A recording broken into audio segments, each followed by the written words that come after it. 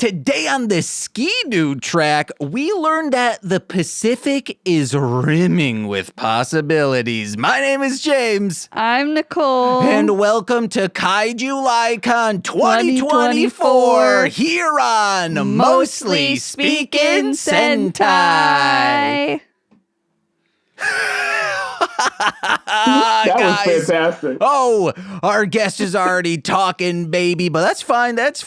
But I need to introduce my co-host, for we are constantly drifting one another. It's the bricks, the coal, Jakis.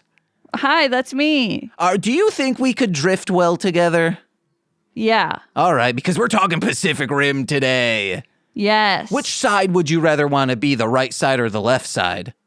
The right side. Okay, all right. Oh, now I'm having to do ambidextrous things. Yep. You fool. That's you made on you. me. I'll just be the shield. Yeah. Skadoosh. Kaiju tries to, spit acid. I'm shielding it. Yeah, they should have shields, but they don't. Yeah, also, It's real dumb. Is rubber acid-proof, or is there anything that is acid-proof? Like silicone, if I were to dip silicone into acid, it would melt? I'm pretty sure. All metals aren't acid-proof? No, you saw it in the movie. Well, in the movie, I'm talking about real life. I don't fucking is know. Is grass acid-proof? Because I smoke weed and drop LSD. Why and not? Guess what? They meld together pretty well. They drift together. It's of Mother Gaia, both of them. LSD created by my Mother Gaia. That's my mom's name. It's not. Yes, it is. It's Gaia Louise McCormick. Maiden name style. Nicole, talk.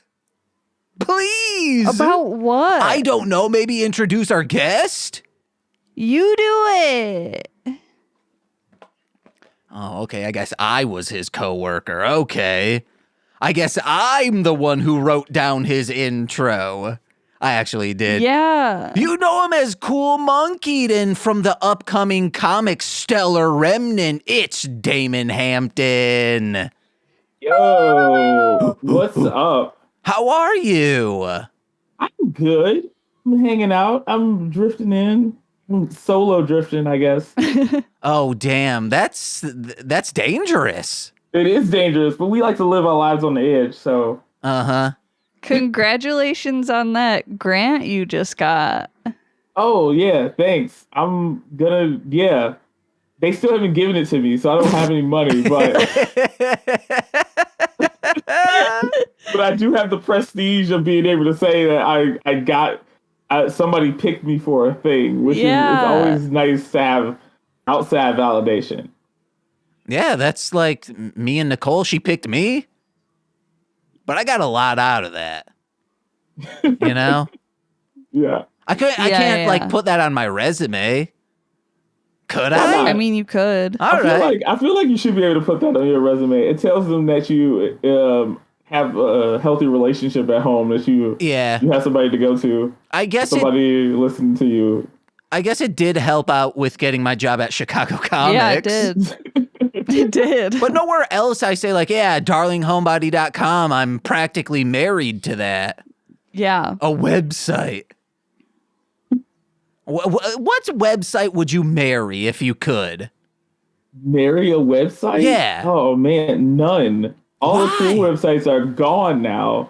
There's just the terrible ones that would, as physical people, would just, Twitter, a horrible person. Okay. Facebook is an old, is a Gen Xer that, doesn't have anything interesting to say, but wants to talk all the time. And Twitter is shallow, I guess. I don't know. Twitter is not Twitter. I said Twitter already. What about Instagram. Spin? Ooh. Spin.com. You want to know what? Then I think this is one you would marry, the Wayback Machine. Ooh, yeah. Machine. Because then I'm on vampirefreaks.com back in 2006. Yeah, back when the internet was cool and exciting, and there was always a a new thing to be excited about. Now it's just like a new thing to argue about every week. Yeah. Yeah, I think I guess I would marry Neopets. Yeah. Man. It's still going strong. Yeah. That maybe Gaia Online. I remember Gaia Online fondly. Is that my mom's Oh website? my god. I don't know what that is. You just use the thing that I said to make a joke about me having like dating your mom, which is funny to me. Okay, yeah. My mom's website. My mom's not defined by her web presence, guys.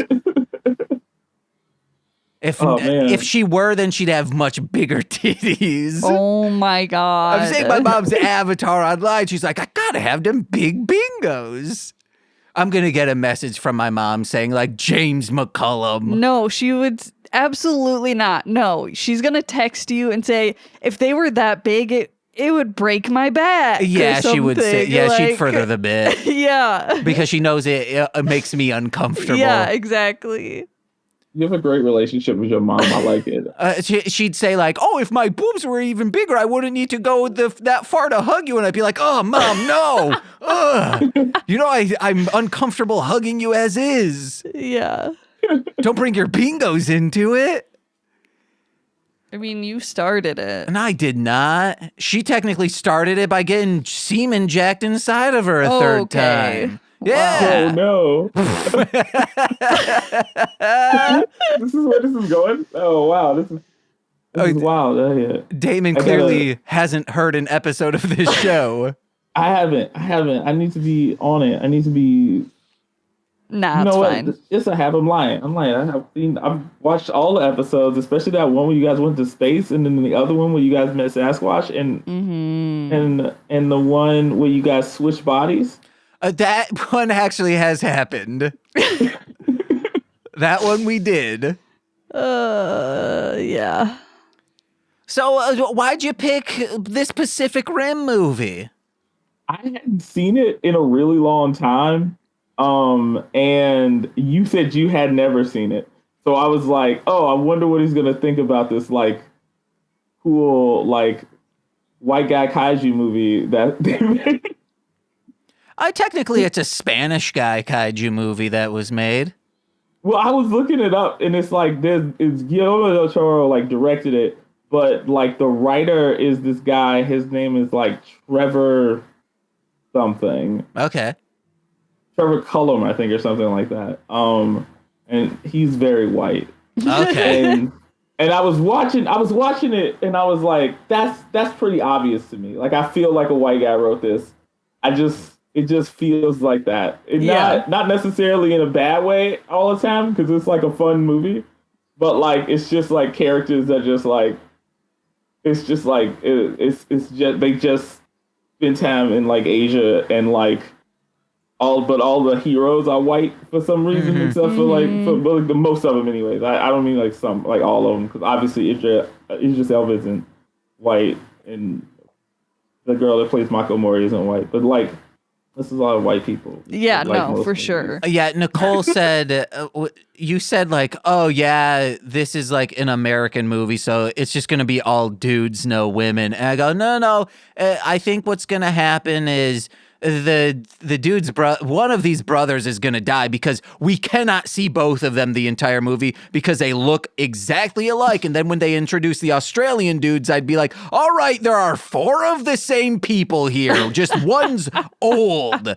But I said one of them's gonna die, and then like a badass lady, not as badass as she could have been, but I was like, oh, a lady is going to be who he's drifting with. But I also I thought, oh, they're gonna have a love interest, but they kind of don't. Yeah, I thought it was a little bit more explicit than that, but like watching it now, I'm like, they do like the Marvel head touch at the end. Yeah. And then it's like, oh, was that a thing? And there's a moment where he's just like, I always have bad timing. And like, you like, wait, was he like hitting on her? What was that? And then also the part where he like takes his shirt off and she's just like looking at him, and you're like, oh, like, is something happening? And then the movie's like, maybe, I don't know. You decide for yourself. I think it's because, like, if you were to literally intertwine minds with someone as your job, I think you would have zero sexual attraction to them because it's like, well, I am you. Well, no, I feel like that'd be the opposite. People love themselves. Like, it's like really common for people to date people who look like them, look like themselves, because they like are attracted to like other people who remind them of themselves. So like merging brains with somebody, that's like the tightest you can be. It's probably easier to date. Like, I felt like I was thinking about that. I was like, oh, technically, if they don't have to go too deep into like why they like each other, because they already just implied that they know everything about each other's deepest, darkest secrets in the past 2 minutes. So like, there's not a lot of barrier after that. Yeah, I guess you're right. Yeah. I don't know. It just seems like to the point where they're doing it, but also then I think you would have to date each other, because I wrote a note down in the beginning that in order to bond even more, are these brothers run and train? Like, because like, is it government sanctioned like train running? Because then it's like, oh, we're bonded so closely now and we're having sex with the same person together. What the fuck? But also, like, the father and the son drift. That means he has eyes with them just like locking eyes while they like bone somebody, and he's just like, yes, this is how we do everything. I feel like if you did this though, you wouldn't want to spend time with that person all the time though. Like right afterwards, you need like a break from them a little bit. Like you need to be like, oh, I got to go do my own thing and feel like my brain is mine again for a second before I like see you again. But what's wild is it's crazy how this doesn't get touched on. The Australian is a father-son team. The son has the memory of him being conceived. No, it's not good. Spend more time in the movie dwelling on it. And he has like that. He knows that's why he's such an asshole. Yeah, everything that he does is vindicated because he also has the feeling of like that emotion you get when you fall in love with someone, like that initial crush phase, and like, oh my God, this is the person for me. He knows that feeling to a T, but for his mom. Yeah, so that's why his only friend is a dog, and he doesn't want to talk to anybody else. Okay. Then he'd have to explain how he feels about that, and he can't. He can't explain to anybody how he feels about that because they're not going to understand. Mm-hmm. Except to a dog. Oh, yeah. The dog isn't going to judge him. We're going to judge him. Yeah, at first I hated this dude. Now it's all sound. Makes sense. Yeah. Okay, so today we're discussing 2013's Pacific Rim. Initial thoughts, Nicole, what did you think? Loved it. Hell yeah, same. But this movie is the most, like, it's a perfect genre movie. Like, it's not trying to be like the best thing. It's not trying to win awards, and it doesn't need to. Mm-hmm. I love it. I read that it did terrible in the United States, but in other markets, especially China, it was just gangbusters, and that's the only reason it succeeded. Yeah, that makes sense. A lot of people, because, like, we don't get cool stuff here. Like, especially en masse. When something's like, when somebody makes a movie and they're like, the whole point of this movie is to be dope as hell. Yeah. And, like, everyone's like, I don't know how I feel about that. It's got to be like some edgelord nonsense. And it's like, no, like unself-aware edgelord nonsense where like a guy, like his wife is killed and the guy's like, I got to go do murders now. And, you know, this is better. This is like, this guy's brother's killed. While they was attached in the brains. And you was like, oh snap, that's sad. But then it's like kind of a love story, but not really. Mm-hmm. And then they spend a lot of time talking about monster brains. It's great. Yeah. Charlie Day just wanted to hump one. I love the dynamic of the two, like, scientists just being equally fucking weird and hating each other for it. Yeah. Yeah. Just two different versions of, like, on the spectrum. Yeah. Yeah. It's just like I like the detail that after they drift though, they're a lot closer. Yeah. They become friends again. Like it's real subtle, but they just like, oh, they like each other now. Like it's chill. Also, whoever's idea was, maybe this was in the script if it was fantastic, but if this was like a production designer or maybe the director who said, oh, after they drift, he's not used to it, the numbers guy, he needs to throw up. Well, they're in a bunch of rubble. Let's just have a toilet there and he throws up in a toilet not connected to anything. Yeah. I was like, that's like weird. I also was thinking about this early in the movie. My first note was are Yancey and Riley the most Americans to ever American? They come off like anime versions of American characters. Yeah. In anime. Like that's how they function. And I kind of love them for that, especially because Charlie Hunnam is like not American at all, and he just is doing the weirdest like deep growly accent where he's just like, everything is difficult for me and I don't know what to do. Yeah. Yeah, I read that Del Toro took a lot of influence from, like Cyborgs 43 or whatever. Was it that one? It was a like 1960s anime that he's like, I took inspiration, but he made sure none of the character designs were referencing that. And then also they had hundreds of monster collected like together designs for kaiju and monsters, but they whittled them down by every week. They would have like the team vote for their favorite to whittle. Like, I think it was like a bracket style of like, what are going to be like the 10 of each that win out, and we're going to design those fully. That's like cool. that's like a cool thing to do at your job every day. Like these are the kind of things that make me go, I should work on movies because that sounds fun as hell. Like, but you don't have to wake up in something. I was gonna say something, but it's gone. Don't worry about it. Just get to me. I hope that's how the Scooby-Doo offices go. Like they make up a bunch of monsters and they're like, let's whittle it down. Because then also you could put out like, oh, the art of this season of Scooby-Doo. Here are the ones that didn't make the cut. Yeah. And then you're like, oh, but I wanted this one too. I do feel like it was a missed opportunity with the sequel to not go into like the other side, the other dimension. Oh. Like the people that was the like weird aliens that were like apparently trying to colonize Earth. Like what are they about? I'm like curious about that now. I'm like, what are they even like? Like, what do they do? Who are they friends? How do they have sex? What's going on? But I think that's kind of why I like it, is the mystery of it.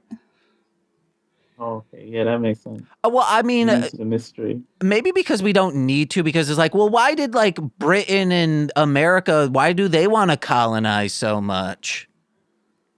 So that we can spread freedom and save the world, obviously. Okay. All right. You want to know what? It's completely different. To civilize the roving savages out there or whatever, I think. Yeah, we're helping those people. Okay. Yeah, helping them for sure. And that's what the kaiju wanted to do to us. Exactly. So why didn't we let them win? Yeah, they wanted Obviously. us. Yeah. Yeah. Like, that's what America's all about. We just found better colonizers. Yeah. That's why every kaiju pilot had to die, because they were wrong ultimately. Mm-hmm. I did love that they were like, oh, we don't need Jaegers anymore because we're going to build a wall. And it's like, that is the dumbest fucking thing I've ever heard, but also so fucking accurate. Uh-huh. Yeah. Oh, it should have been this, like, let's build the wall to keep people safe, but have Jaegers stationed outside the wall and ready to attack, because then, like, well, the wall is going to slow down the kaiju, so if that Jaeger fails, we can send another one out. Mm-hmm. Yeah, that way you would think the wall would be there to just help out the situation, not be the whole solution. Mm-hmm. Yeah. It was just, that's the most like give up strategy ever. We're just gonna build a wall and hope for the best, and put all the rich people in the middle. Yeah. But yeah, let's just have every country is a gated community now. That would be so depressing. And guess what? Yeah, Well, I was thinking about that. Not being the main character in the world of Pacific Rim seems like it'd be horrifying. oh yeah. Like, I feel like I would live my whole life just completely differently. Especially if all of a sudden these guys started coming out of Lake Michigan. Yeah. We think we're safe, but we're not now. No. Then it's like that that PS2 game, Michigan from Hell. What? There's a survival horror game where they're in Chicago and then you're like filming. You're a camera guy with a news reporter, and there's like, I think like monsters coming out of Lake Michigan. So like it's like that movie Section 8? No. It's got Section 9. No, District 9. No, not District 9. You know what? It's got TJ Miller in it before everybody hated him. Cloverfield. Yes, Cloverfield. It's like Cloverfield, but a game. That sounds really cool. Oh, yeah, Kind of interesting. It's pretty fun. It's always weird when I found out about like a game that was made a long time ago that was like really ambitious that I didn't think existed. Like, you just told me about something I didn't even know was real. Yeah, like Katamari Damacy. See, but I remember Katamari Damacy, and everybody was like really fucking hype about that. They were like, "This is the greatest game that's ever existed! Oh my god, you roll the ball around and it like takes everything up." And then eventually you get to like pick up like buildings. Yeah. Yep. And that's what you want to do in life, is pick up buildings while rolling a ball. Exactly. All to show your dad, the king god or whoever, that you're worthy. I thought he was trying to like make a planet or something. You know what? I say that I never played the game. I should have played the game, but I decided not to be cool and get a bunch of licensed video games like that Ninja Turtles game and Shaman King for some weird reason. And Cartoon Network Racing. Oh no, I didn't get that one. You gotta get Cartoon Network Racing. Everything I like to play had cute anime boys in it, and that was like my thing. I don't know why. Oh, so you're gonna say Chicken from Cow and Chicken isn't a cute anime boy? No. Dexter from Dexter's Lab isn't a cute anime boy? No. Oh, but what about Johnny Bravo? He a hunky anime boy. No. He is too. Johnny Bravo is a man. No, he's a boy. How he acts. That's the scary thing about Johnny Bravo. He is a man and he acts like a boy. Yeah. He goes on a date with a deer, though. That's pretty progressive. It's really weird how that show was like on TV for children. It was like normalized sexual harassment. You guys, it's okay. It's fine. The main character is just like a serial problem.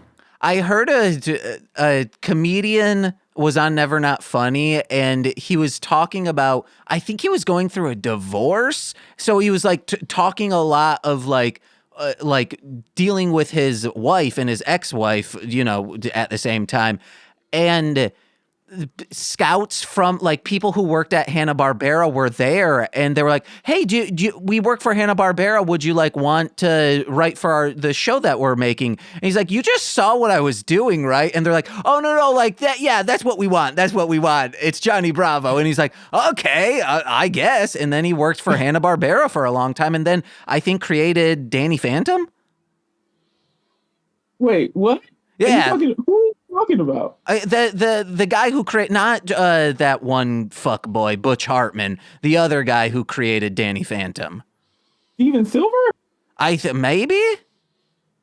Because I feel like that, like, I'm always curious about the mystery of Butch Hartman, but that's a whole nother thing altogether. I think that it's really interesting that they took his sad, depressed man energy, like divorced man energy, and decided to put it into Johnny Bravo as if that's a thing children need to see. Oh, yeah. Like, that's not... Have you ever been around people, guys who divorced? They change. And it's a dark time. Not really, because most of the men in my family divorced their wife to the mother of their children to like go with like the younger lady?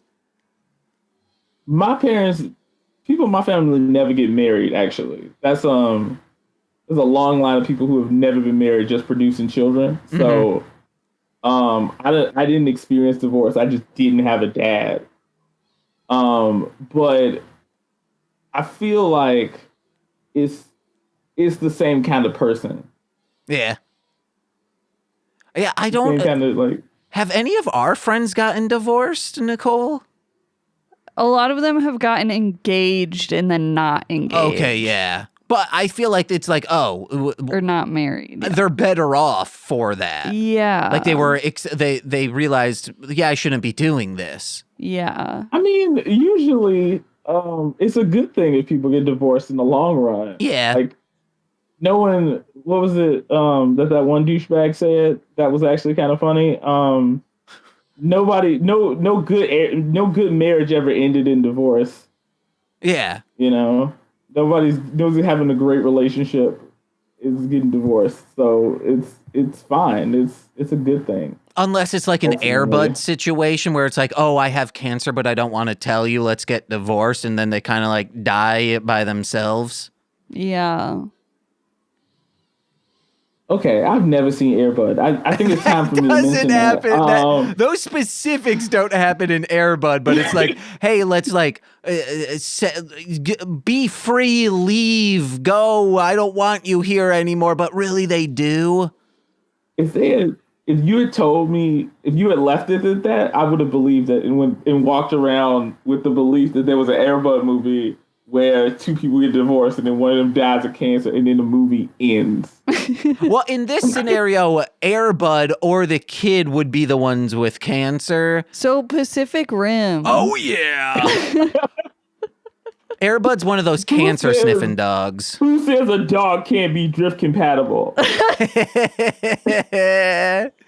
Just two dogs piloting. I don't know why I wrote this down, but dimension portals, bad. What? Okay. Dimension portals. Yeah, probably bad, right? And I wrote down, hey, Legendary Pictures reuse those assets of the San Francisco Bridge in next year's Godzilla. Yeah. They should. Movies cost a lot of money, so I'm not mad at them. I didn't know that, but I know it now, so that's cool. Mm-hmm. So we find out that in like 2013, kaiju started coming from the ocean through this dimensional portal, and they were winning, but we found out jets, we can kill them, but it took so long, so they create these Jaegers, these huge mech, but once they start killing, getting effective, which is weird why we didn't get more into this, maybe the next movie will. They talk about how the radiation from their blood creates kaiju blue in the ocean, and I wrote down, will this movie give us the kaiju blues? But it didn't, guys. I was excited about it.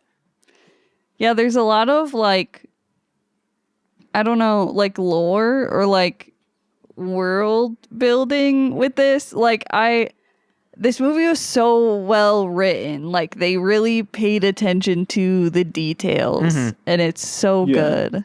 Now, maybe on a Patreon episode, Nicole, what I will do is I'll get the the prequel series that is a graphic novel. I'll read that and I'll give you the deets to see if anything was filled in. Yeah. Or I mean, it's a bummer that this didn't become like a whole franchise, kind of, because I feel like there's a few places you could go, a few different movies, a animated series. There is. That would be cool. Oh, there is. You're right. There is. I didn't watch it. I just suggested something that I didn't watch. That's crazy. I could have sat down and watched this and been like, oh, that was a cool experience, but I didn't do that. And then I suggested it. That's how people lose money. Yeah. Nicole, you were going to say something? Oh, I was going to say you got to read Ultra Mega. Oh, yeah, but for the purpose of what we're talking about now. Yeah, I just want you to read Ultra Mega, and I'm so pissed it it only got 1 volume. I'm so pissed because it's so fucking good. There's more coming out. For real?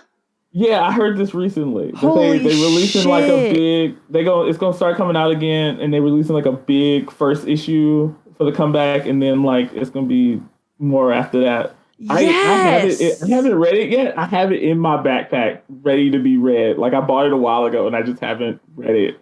I gotta sit down and read the whole thing. The art is really crazy. It's so good. Fuck yeah. You want to know what? Throw it in my pile, Nicole. Okay. This huge pile that you can just see half of it right here. Yes. Of yeah, listeners, read Ultra Mega. It's a comic. It's so good. And read Godzilla Skate or Die. The first issue was real good. No, read Ultra Mega. No, read Godzilla Skate or Die. No? Why not both? Okay. You know? So we find out that the Jaeger pilots, they've become rock stars because they're dealing death to these kaiju, saving hundreds of thousands, if not everyone on the planet. But they're showing them, instead of showing them on like Time magazine, this is very much like, oh wow, we are in 2013. They show them on the cover of Wired magazine, and I'm like, okay, yeah, this is a timestamp. Because Wired Magazine was like, if you're a nerd dude, you knew about Wired Magazine in 2013. Okay. Hell yeah. Oh, man. Wait, what was I going to say? Really good at remembering, you guys. I don't know if you knew that. My brain. I like that the movie starts, like the first timestamp we get is 2020. So, like, this is already we're in the middle of the movie right now. Like what's the name hasn't even gone back. It's next year is when Riley decides to go back to become a Jaeger pilot and stuff. Like we still in the middle of the kaiju renaissance that's happening. All these kaiju coming out more and more frequently. They building the walls right now and paying people in food. Mm-hmm. Yeah, you gotta work for rations, Nicole. Yeah. 9 to 5. Why not work? Make a living.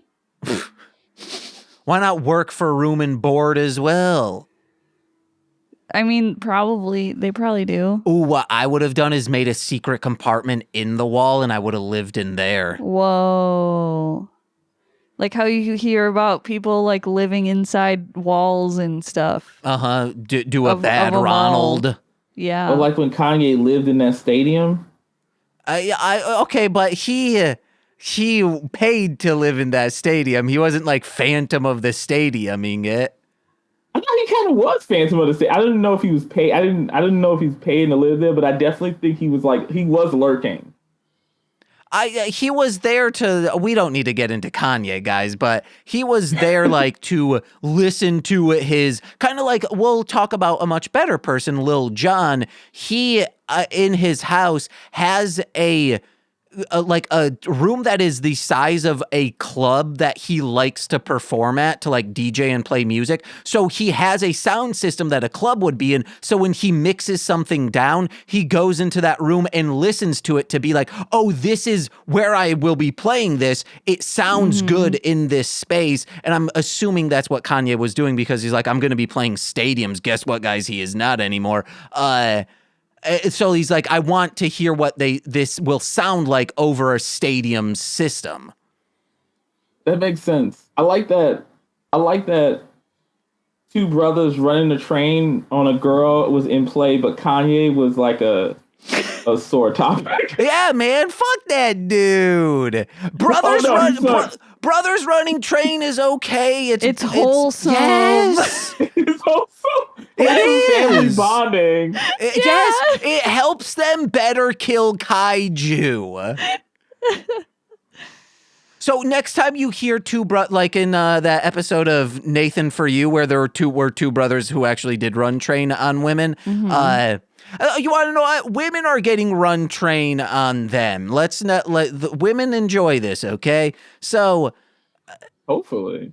Yeah, I mean, it's consensual train running. I had friends who liked, I had both friends who enjoyed running train, and I knew many women in high school who enjoyed getting a train ran on them. In high school? Yeah. I hung out with the dirty kids, okay? Wow. Man, my high school experience was not this exciting. Where'd you go? In the city or in the suburbs or rural area?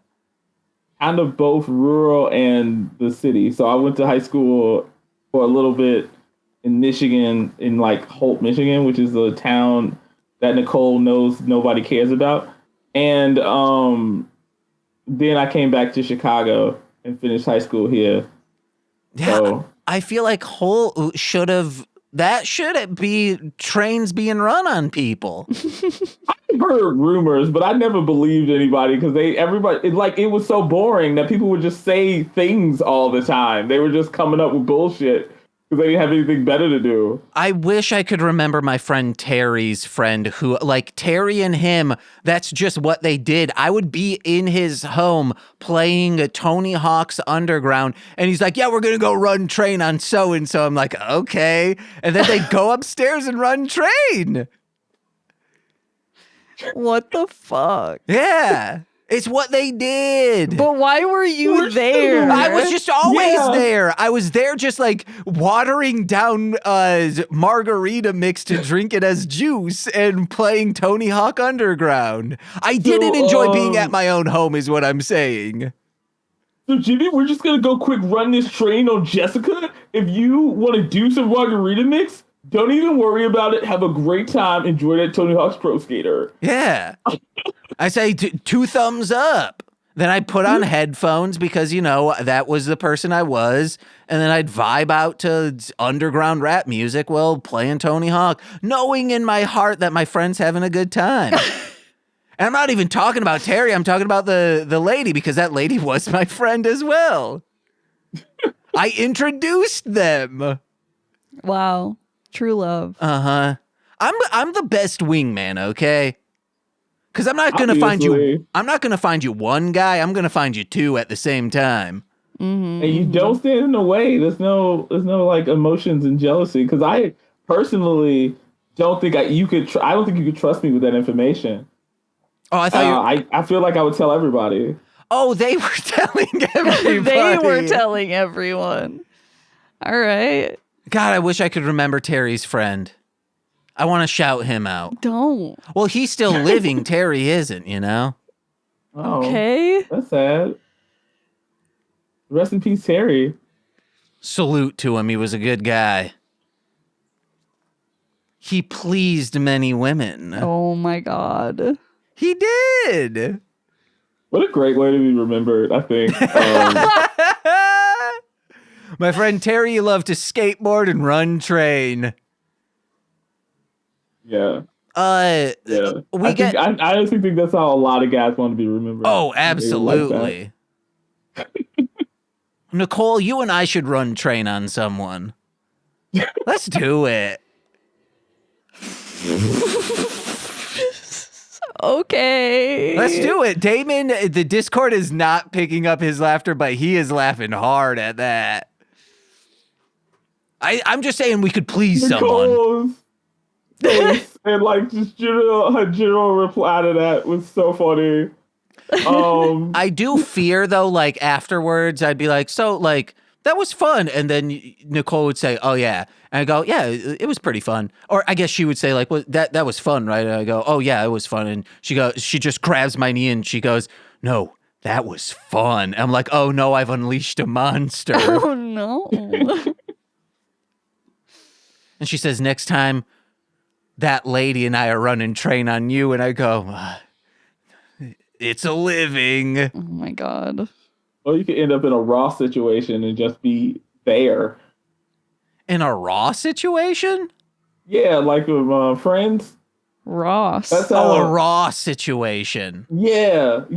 Not like a Ross Dressfulest, but like Ross Geller. His wife, they were supposed to have like a threesome, and then like that turned into that other lady and his wife not including him and then getting married later. Yeah. So Also, of course, Ross is gonna whine about that. It's like, yeah, the person you love is like having sex with a hot lady. That's a win-win, guys. I think the problem was that they reached the point where they didn't want him involved at all. Oh, okay, then that's no. He should be able to watch. Because then it's fun for everyone. Fun for the whole family. And then you should say, hey, and how about you run train on me? Yeah. So Pacific Rim. So Paschetti Rim. We see these brothers, and I'm like, Nicole, is that the same actor? And she goes, no. I go, No, you said, are they twins? Yeah, meaning like, or are they the same actor? Twins are the same actor, okay? Okay. And you go, no. And I go, okay. And then they're like, hey, brother. And I'm like, oh, okay. They found two dudes who actually look like brothers. Yeah. Are they brothers? Pretty similar. I don't think so. Okay. I don't think they're brothers. So this movie pulls a lot from Neon Genesis, I feel like. Because they have the drifting where like you're plugged in and you need to like sync up with the robot. And they have the pee-pee goo like that goes into their helmets. And then they're like, oh, I'm all in piss now. See, Yeah.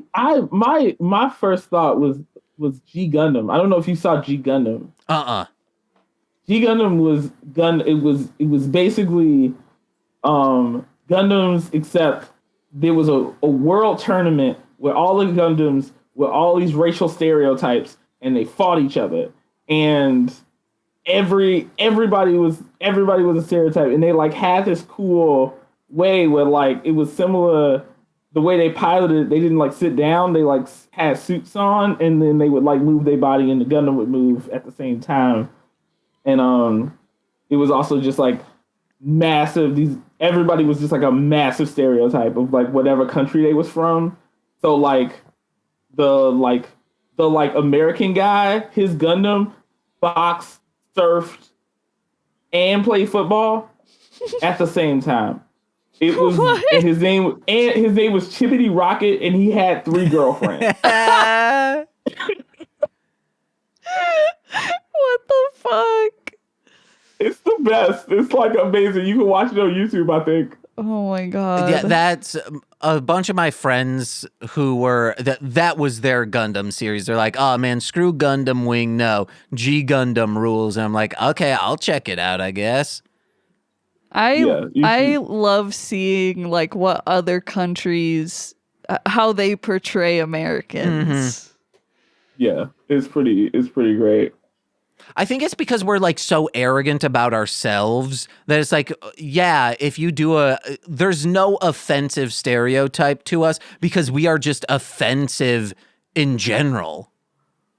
I don't know. I disagree. I think like to me at least it's like yeah, we're ridiculous and suck. Yeah. Yeah, that's what I'm We meaning. Suck. Yeah. So it's just like do it. I want to see it. Yeah.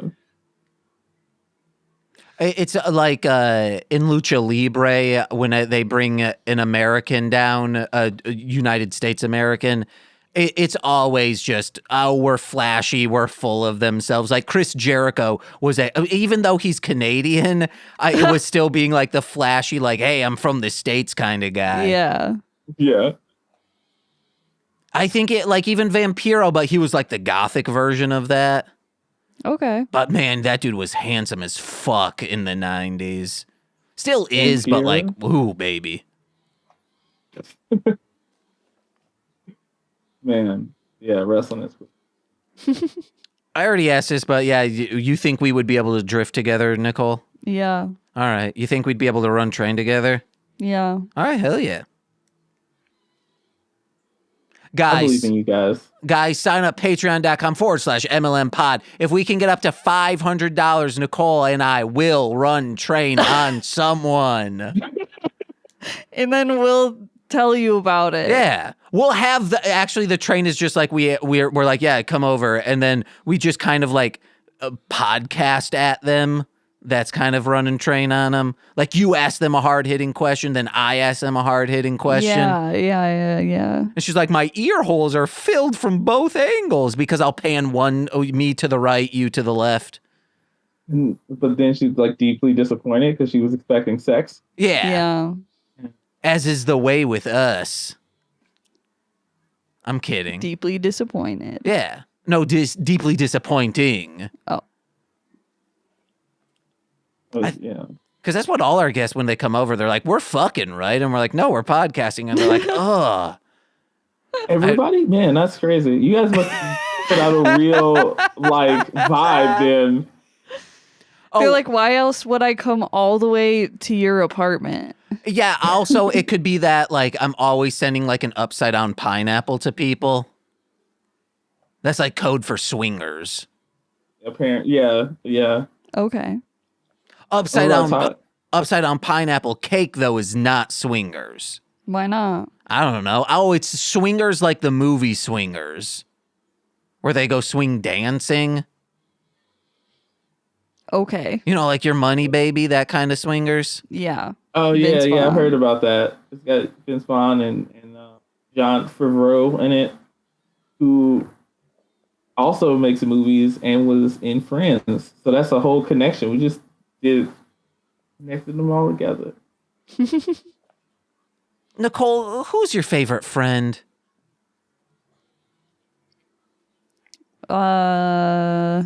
Is it Chandler? No. Is it Phoebe? Maybe. Is it the monkey? I kind of like Joey. Yeah, Joey is he's cool. Yeah. Yeah. They're always fun. I like Monica. Yeah. I probably see most, like, I could see myself becoming a Monica. No. Yeah, I do drugs now, so never mind. Yeah. Yeah. No. She should do drugs. She'd be much better. Yeah. You chill out a lot. She might gain all that weight back and get sad. No, man, I do drugs and haven't gained weight, except muscle. Nothing better than ripping a fat stogie and lifting weights. I don't know. I feel like the best part about like smoking weed is the munchies. Like I love eating food at that point. Everything tastes so good. Yeah, that's why you just have a bunch of apples. Yeah. Like Bunch of apples. super You like healthy? Oh man, I just get a bunch of junk food. I'm sorry. I'm not. I don't think that far ahead. Yeah, I'm just like dipping apples in peanut butter and having a good time. But then, like, I don't know. Sometimes then when I eat it when I'm not stoned, I'm like disappointed because I was like, oh yeah, last time I had that, it tasted so fucking good. And then I eat it and I'm like, what the heck? And then I was like, oh yeah. Yeah, if I eat like a frozen burrito, chimichanga, and I put the Hot Ones Last Dab sauce on it, and I'm like, oh, the heat is so good. I'm super stoned. It's fantastic. But if I do that not stoned, I'm like, okay, well now it's just like, just kind of hot. Yeah. I don't know. I think it's good. Nods and agreements. So we find out that the kaiju are leveling, they're adapting, but then we find out they're just level 4 kaiju, and I'm like, just grind, and then you'll become stronger than them, and they'll never have a chance. Exactly. Like in RPGs? Yeah. No, I was just thinking about how much I hate grinding in RPGs. It's you gotta like fight the same boss like 600 times, and then you just like, you know what? I don't even like this dude anymore. It's not fun anymore. And then when you finally get leveled up to the W you need to, you realize you just did this all for virtual nonsense. It's like, I do get there. I got there on Legend of Dragoon recently. I guess this was like 3 years ago, but it's because I way over leveled. And it's like, okay, well, now I just don't want to do the story. But I think like Final Fantasy VIII, I've talked about it before, the leveling in that is so intricate where you don't want to level up your characters. You want to level up your summons so they get stronger. So the monsters don't get stronger because the monsters level with you. But then you can like use the abilities that your summons have to create more magic that you can junction to your stats. And then you become super strong that way. Well, as man, there's layers to that game and I love it so much. That's a game I've always wanted to play, mostly because Squall was such a badass in Kingdom Hearts. Like, he just was like, oh, I was like, who is this dude? And why is he so awesome and hot? Like, how do I get to hang out with him some more? But, I never did. I only played the first level because I had it on a demo disc and I used to replay it constantly. It's really fun. Might be something I do. I might have to get that. Yeah, get the remaster of it. You can do the like ×3 for battles and all of that. It's really good. Oh, yeah, that sounds cool. You can come over and you can look through the strategy guide. Ooh, strategy guides. I mean, I like miss stuff like that. It used to always have like cool art in them and stuff like that. And now it's just like, and now everything's online and you don't own any games and the world is crazy and I'm old now. Young people, you know? Oh, young people these days saying sheesh. Young people in their skibbity toilets. Yeah. How about you clean the toilets, okay? Because you're always pissing on the rims. Speaking of rims. Sticking out their gyat for the Rizzler. Let's get back to the specific rim. Oh, yeah, we already said, like, coastal wall is greater than any offense. I'm like, no, guys, you should also have the oceans covered. And you need the oceans to survive. Like, how far out are the coastal walls? It looked like they were straight up on the beaches. Yeah, it's honestly like a bummer because it's so, like, real. Yeah. In that we would come up with a dumbass solution like that and spend millions and millions of dollars on it. And the whole time you're just thinking, we could have solved this we could have solved this earlier, but nobody wanted to. And it's just like, it makes you sad, which is, I feel like that's the energy I'm bringing to this podcast. I'm making it sad. I'm just making it hard for James right now. He's like trying to keep the energy high and I'm just like dragging it down. But, no, let's sink it to the depths. Let's go to that rift. Let's go to the rift. Look those demons in the eye and say, there's a bomb. My butt. Okay.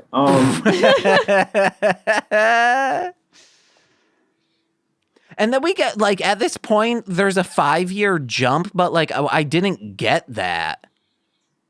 Because, I mean, we've talked further in, but it's weird that the brother dies and then we see the brother who lived working on the wall. And I'm like, wow, he went to shit in like a few months, I guess, but it's been 5 years. Mm-hmm. Yeah. I mean, but they tell you pretty. Yeah, he says like quickly. It's been 5 years. Yeah. But like it should have said 5 years later. Nah, it's fine. Well, it said 2025. It did? Yeah, there's like it had like a text on the thing. I might have been writing a note. Probably. So the movie didn't fail, you failed. You got to accept that failure. And that my next note isn't until we see Ron Perlman. Wow. I was just enraptured with this movie. I enjoyed it. Yeah. Well, it's so cool. You get to see all the dope, like that's when you get introduced to all the like dope like pilots and stuff. And like that's one thing about this movie. I'm so curious about the other pilots. You don't get to spend a ton of time with them. Like there's one where it's the Chinese team and they're like 3 guys instead of 2. So it's like 3 brothers and they all drift together. Mm-hmm. And then you have these like stereotypical Russians that are like way too big. And it's like, I've never seen a Russian person in real life look like that. But I guess, we just gonna keep the stereotype going. Oh, well, you've never seen my friend Vladimir Putin. He's big, strong. Oh my God. He looks like such a shorty. I've seen him. He's short and weird. He looks like a like a troll man. Well, I've only ever seen him on top of a big horse, shirtless, looking ripped. Flexing. Oh my God, flexing physically and metaphorically. I've seen those pictures. I'm not impressed. So, like, what happens in between this, guys? Oh God, I don't. A lot. You got Yeah, Charlie there's a- Day wanting to. They're arguing about the best way to stop these monsters, these kaiju. They want to drop a bomb in the crevice of dimensions. And Charlie Day is like, well, we could drift with a kaiju brain. And everyone's like, that's stupid. It'll kill you. Don't do that. I wanted to look up the comic and I started writing out Atlantic Rim. I was like, wait, nope, that is the wrong one. Yeah. That exists though. I'm super curious what Atlantic Rim is now that we bring it up. Like, obviously it's just a ripoff of this. Yeah. Made hastily, but like, what's it like? Like, it's is it bad. like Damon, you should know this about us. Previously to today, we had never seen Pacific Rim, but we have seen Atlantic Rim because it was Mystery Science Theatered. Oh, okay, man. It's so yeah, so it's bad. Is it are the special effects like horrible, or is it just like is it like kind of watchable? Like, I don't know. I'm curious. I remembered it being fun, but it might have just been because it was being riffed. Okay. Yeah, I don't. It was. Yeah. Yeah. I don't really remember. It sounded like it hurt you guys and that we shouldn't bring it up anymore. It's a sore spot. Yeah. Sore spot. Elaine Rim is a sore spot. And I'm sorry I brought it up. I liked it. I brought it up. What else happens? We get Mako. Yeah, so we get introduced to Mako Mori, and she's like this cool girl who she comes off kind of meek at first, but then she's like, I want to be a pilot. And then Idris Elba's character, who is named Stryker Pendergast, which is the craziest name ever. Like, love it. That's not a real person's name. It's amazing. It's the most anime name ever. Yeah. And he's like, no, you can't do it because you have revenge on the mind. And she's just like, and it's gonna get in your way. And she's like, whatever, right? But then she sees Charlie Hunnam, and she's like, oh man, that's a cute ass white boy.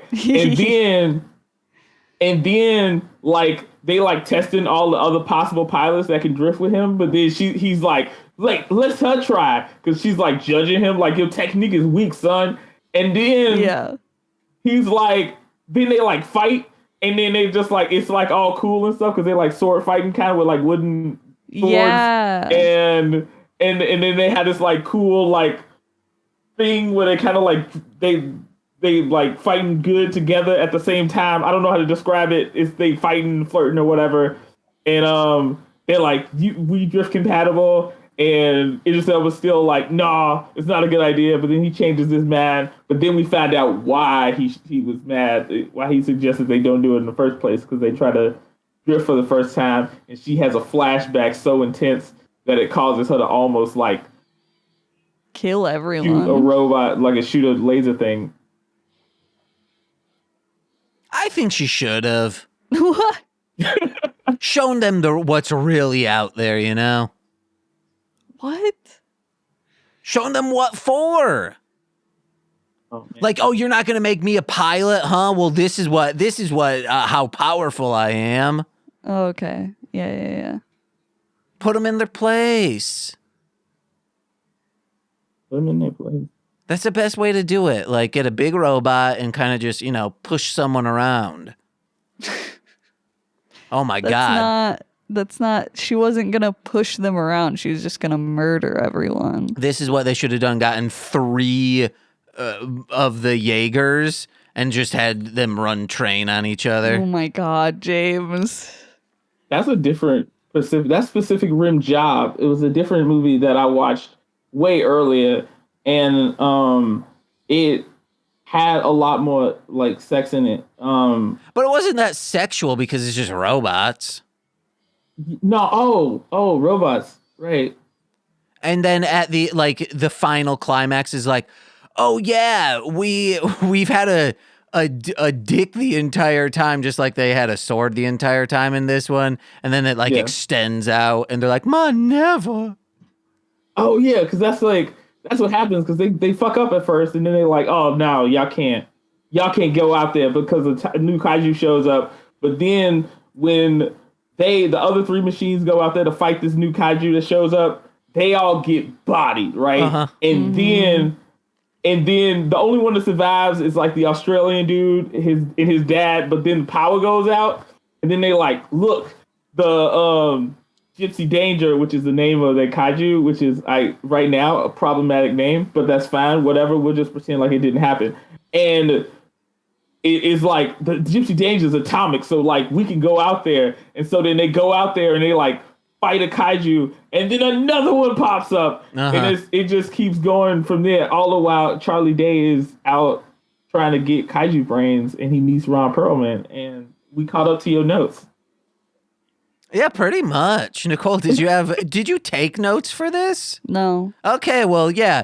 My next note is Hannibal Chow. I mean, I wanted to talk about how, it's frustrating. They had a fucking sword the whole time and didn't use it. Yeah, they're like, oh, we have one thing, and they use it at the most inopportune time when a bat kaiju flies them into the stratosphere, and they're like, oh, we know what to do. Let's cut off one of the wing. It's not like, hey, let's stab it, and then we'll ride it back to Earth.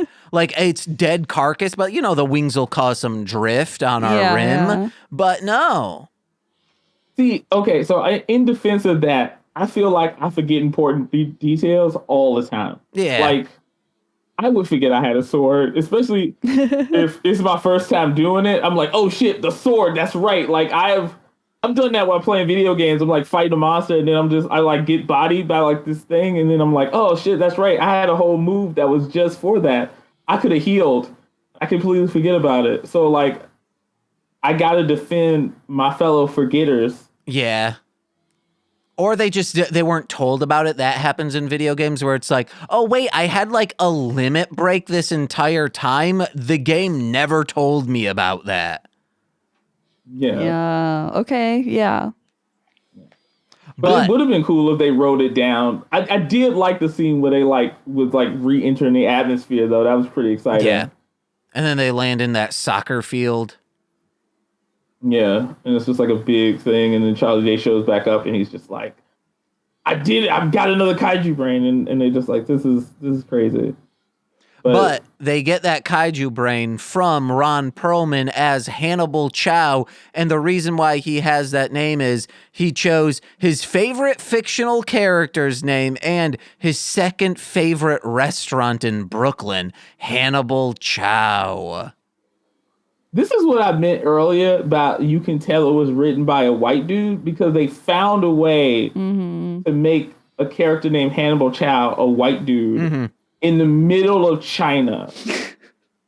Right? Yeah. So they go to China, and he has to find this secret underground dude, and he is the only white dude there, and he comes, and the implication is that this white man came from Brooklyn in America, set up shop in China, and became the best at running kaiju parts to people, which is just a real. I don't know how likely that is. I feel like the Chinese market would have already been set up by triads or something. Yeah, probably. But maybe he's better, But I did read trivia about those fancy shoes that he had. They were metal. They looked very extravagant.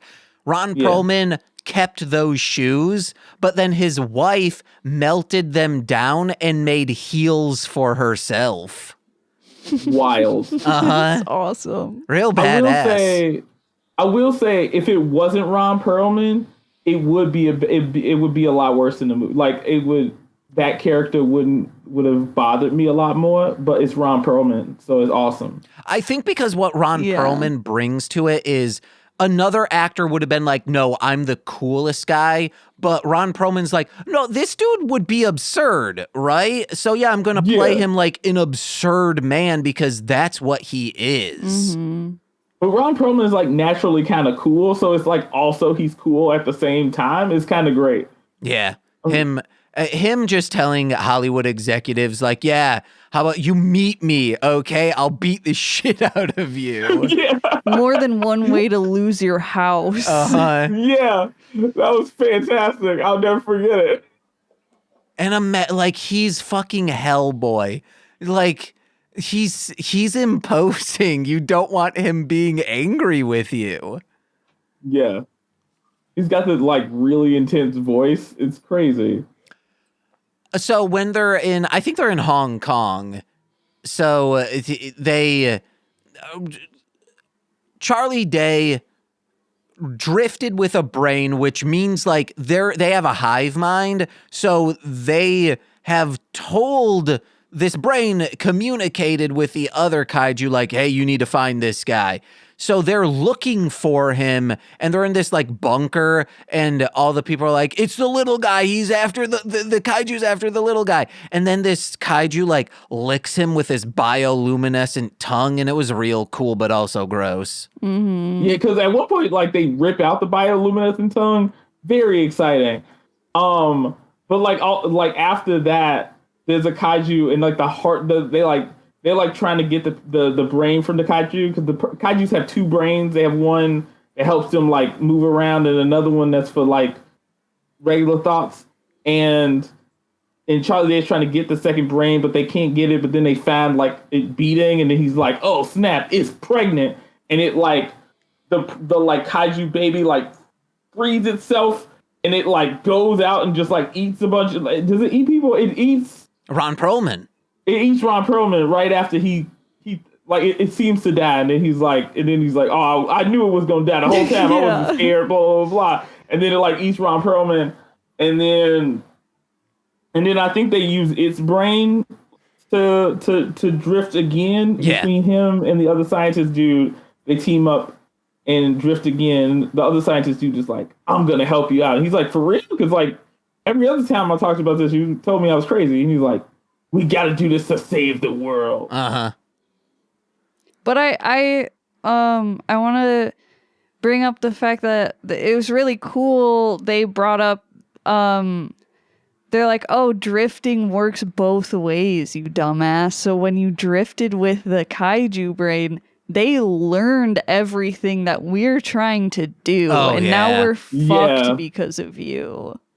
Yeah, that was a really cool detail because it was such a logical thing. Yeah. Progression of information. It was like, oh, he was like, I found out like they told you. It was like, oh, I found out that the kaijus work as a hive mind. And he was just like, if they work as a hive mind, you drift to the kaiju brain, like dumbass like this. They know what you thought too. And it's like, oh, that's crazy. If I were to have drifted with that kaiju, it would have messaged back to them and they would have said, you know, like, that place is real sad. We should just leave them alone. Yeah. They would have been more confident in their defeat if they drifted with me. They would have been like, oh yeah, we can really handle this. This is gonna be okay. I think the one thing about the kaiju being pregnant that kind of threw me off was this wasn't like a problem. It just kind of confused me because Charlie found out that the kaijus are like created by these aliens or whatever. But he didn't say that they were born. So I assumed that meant that they was like all like cloned from the same material, but then it was just like, oh, it's pregnant. And then I was just like, does that mean the kaijus had sex at some point? I know we're talking about sex a lot, but like, really, are they like fucking, and were they fucking wild after they came to Earth? Did they just get a quick one in before they like started attacking cities? I think what happened is they created this kaiju to be pregnant. So when it comes, it can then like have another because maybe at the time how like they were doing these riffs, they could only put 1 or 2 through at a time. But if they're pregnant, well, that's still technically 1. Maybe that was the aliens' logic. I will read the comics, guys, and I'll figure this out. Okay. Report back. Yeah. I think Chicago Comics has some, so like in trades. Yeah. Probably. I'll look on Sunday. I wouldn't be surprised. Probably in the sale book section. Yeah, I love the sale book section. Everybody, check. When you go to the comic book store, check your local sale book section. It's dope as hell. Please check it. Like, I want that stuff off my shelf. Oh my gosh. Would it be cool if I had a bioluminescent tongue? Yeah. Because, it's dark outside. Oh, James, just show your tongue. I feel like you live your life with everybody assuming that you listen to EDM. Me? Yeah. And like they're like, oh, that person does Molly and listens to EDM as a lifestyle. No, I do listen to Venga Boys and stuff like that. Which is technically... I'm talking about those people who you see them, they come to Chicago every once in a while for like festivals, and they like both hippies and somehow racist at the same time. and they're like actively a problem because they always drunk. It's weird. Yeah. I know. Yeah, I feel like they would assume that you were with them because you had a bioluminescent tongue. Like they'd be like, "Oh, this guy's with us," and you'd be like, "No." I'd say no. Unfortunately, I was born via a train being run on a kaiju, and all I got was this bioluminescent tongue, which weighs quite a bit. Just about a bunch of people like randomly having sex with kaiju bodies, or maybe it could come from the fact that like people were using kaiju material as aphrodisiacs. Oh yeah, and without knowing what it was. So like, you know, your dad's just shooting out weird kaiju DNA. Yeah, because one dude was like, "Hey, you need kaiju bones? I use it as a way to get hard."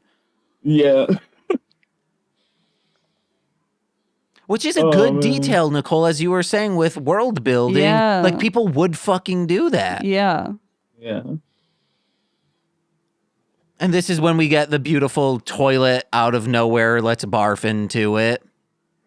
Yeah. It's a really great scene, honestly. This is crazy. The same exact year Sharknado came out, we get they Sharknado a kaiju where they just hold up the sword and it like goes through the sword and it just bisects a shark looking thing. Mm-hmm. Oh, yeah. I gotta see when Sharknado came out and was released.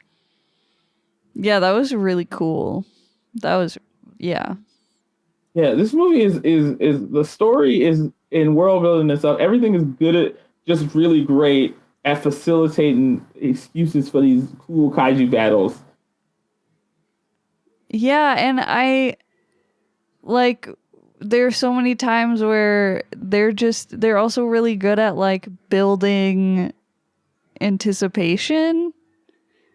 Like where I was just like, oh shit, they gotta do the thing.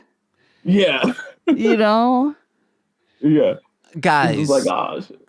Guys, if you were to sit down at nighttime on July 11th, 2013, to watch sci-fi original movie Sharknado, you would have seen someone hold up a chainsaw and bisect a shark down the middle. Now, if you were like, oh man, that's great. Hey, do you want to tomorrow go see the premiere, if first day in theater in the United States of Pacific Rim on July 12th, 2013? You'd see that same thing again. Weird. That's so cool. A day in between each other. Because Fun facts. That happens in the first one, right? It has to. I don't know. Well, Jose and I will be watching that later this year for the podcast. I only got a couple more notes. Yeah. No, I have one more note. Whoa. I gotta start thinking about leaving soon. Oh, you got to head out soon? Yeah. Okay, we're wrapping up right now. So they go in, the Australian dude and the Marshal was his name? The commander of the entire Jaeger program. Stryker. His name is Stryker. Oh, Stryker? Why did I think it was Marshal? Maybe he was a Marshal. Yeah, he was a Marshal. That's right. So him and the guy, because the Australian dad got injured, they go down, but they're like, oh, we have to, the only way we can help them is by blowing up this payload here. Well, they do that, they die, and then Mako and the brother guy, who's no longer has a brother because he died, they go down into the rift with a kaiju body. That's how they found out they can go down. And then they drop themselves down, self-destruct. They're out of there. And when the guy comes up, Mako goes up on him. And she's like, he's not breathing. And we both go well, he's got to give him CPR. But then we both said, there was no previously established scene showing that she knows how to do CPR, like in Madam Web. Oh my God. Like it, Madam. But then he's saved and he's good. We're fine. Movie's great. Yeah. Yeah. I like the detail that I thought that he was gonna they set it up that you think Stryker is going to be the one to sacrifice himself to blow up the payload, but then they blow up the payload in a different way to blow up these monsters. And you're like, oh, that's not what happened. But I kind of feel bad for the one guy who dies because he was relatively young and he was still learning to not be a piece of shit. Yeah. Yeah. So he got to do it the last minute to not be a piece of shit, but it was then he was dead. The only thing is they don't explain when Stryker's just I take nothing into the drift. That's how I'm gonna do it. And you're take nothing in, you just don't experience memories or anything. That's crazy. Mm-hmm. How good are you at this that you could just block your mind from another person's as you connected to it? That's wild. Yeah. He disassociates. He's good at it. He meditates. Oh, yeah. He's strong of mind and body and soul. Yeah. But yeah, thank you for bringing this movie. It was 2 thumbs up. Yeah, I'm glad I finally had an excuse to finally sit down and watch it. It was so good. Because we've owned it on Blu-ray for the longest time. Really? Uh-huh. Yeah, no, I had to rent it. I might have it somewhere around because I got a bunch of DVDs from a friend of mine and didn't pay attention to what they were. But I don't think I have it. And so I ended up having to rent it. But I'm glad I did. It was a really cool movie. And I'm glad it was made. Yeah. And I'm excited for next year when you come back on to do Pacific Rim 2. Hopefully people enjoy this one. And I think for the Patreon, for Straight to Patreon this month, we got to do Atlantic Rim.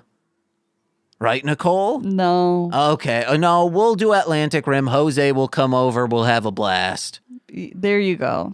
You, me, Jose will get rip-roaring high Atlantic Rim.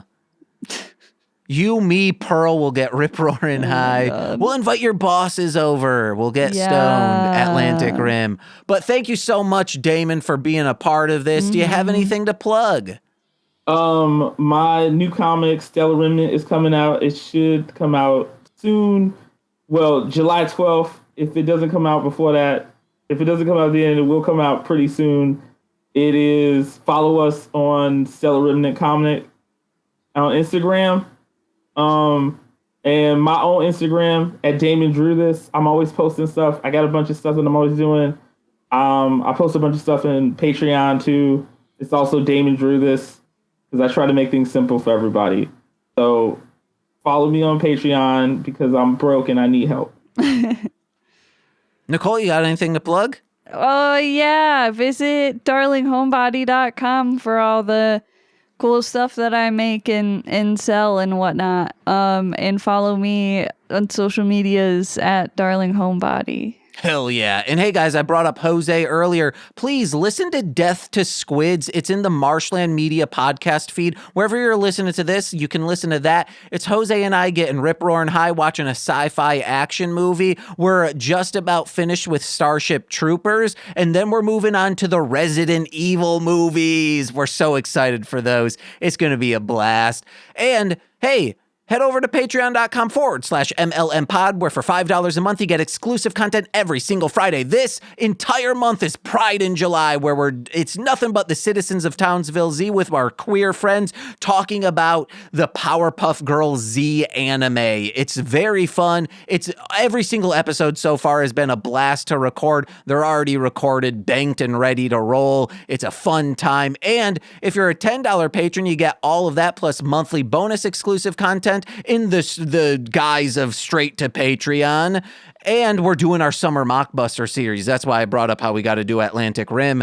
But you also get shout-outs on every single free feed podcast. Let's begin with those, starting with Steve F., Eric Berry of Ranger Command Power Hour, Alex Z, The Waz, Orion, my big old brother in common law, Joshua, Jake is Steve Barnes, a sweet child of time, my mother, who's, I guess, got them bingos, I said, Lil Course BFF, and now former roommate Shane, that fed, twitch.tv/core winning, it's Corwin, twitch.tv, or wait, from the Rom Complex, as well as Formulaic, a podcast and script writing, it's R2 Shelby 2, twitch.tv/R2 Shelby 2, I should say. And from the Speed Radio podcast, it's Zinny D. That's a podcast all about Sonic the Hedgehog. And I've been James. I'm Nicole. And I've been Daimon. And we've been Mostly Speakin' Sentai. See you guys later. Bye-bye. And stream, thank you so much for watching. If you're still watching, we'll be back tomorrow from 6 to 9. 6-9, baby. Discussing Rebirth of Mothra 2 and The Giant Claw. All right, guys. See ya. Bye.